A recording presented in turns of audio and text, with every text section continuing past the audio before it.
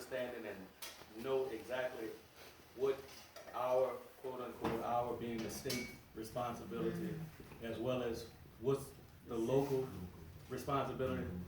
DOTD has partnered with the feds to get the funding to do the Morrison Curve area and to do the lighting in that area. The state and the city has a contract where when DOTD put the lights up, it's the city's job to maintain the lights. So when you see, like you see them going through the neighborhoods and they change the lights from the regular lights to the iridescent lights and all, it's the city's job to do the management and the upkeep of the actual lights. It's not the state. In this particular instance, the state stepped in because it's been so long and we've all had the same frustrations in reference with that Morrison Curve without the lights and all of this.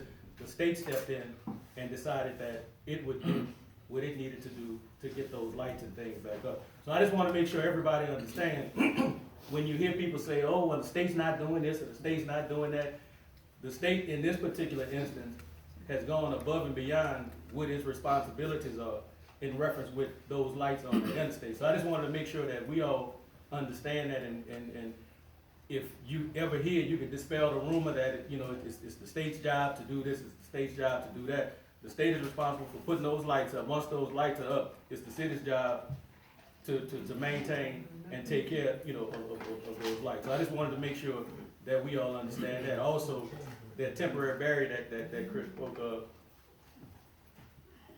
what I can say is since I've been elected, I mean, the relationship that we've had with DOTD has been a great one. I mean, there have been things that we've had issues with, we've had concerns about. They've been there. You all may not know, but DOTD has been working with, I mean, I did some legislation on dealing with the illegal tire dumping. DOTD has been here several times, picking up tires along with DEQ, disposing of tires, things that technically are not their responsibility, but they're doing it. Also, Chris can speak to this. I know they had a meeting this morning, and I just want to make sure I put this out there so everybody can hear it. There was a story that was run a couple of months ago in reference to highways and bridges and, the infrastructure, and this is falling and that's falling, this and that. Well, DOTD put a lot of money into the high rise. If you all recall, we had that tire fire, and they had to go in and replace and fix and do all type of stuff under the high rise. Now, I believe you all have now gone back and permanently, been doing a permanent. We haven't started yet, but So they're about to do the permanent fixtures of I-10, of the high rise. So whenever you hear somebody, making mention of, oh, a high rise is not safe, this and that, again, the state stepping in and doing what they need to do, or what we need to do, I should say, to make sure that, those things are taken care of. So those are a couple of things that I just wanted to make sure that we all understand, because, I mean, the rumor mill is crazy when it comes to the lights. And I just wanted to make sure that the people in this room know and understand what, the reality of what it is with those lights. and that's the lights thing. That's a statewide thing. It's a state law. That DOT doesn't do lighting.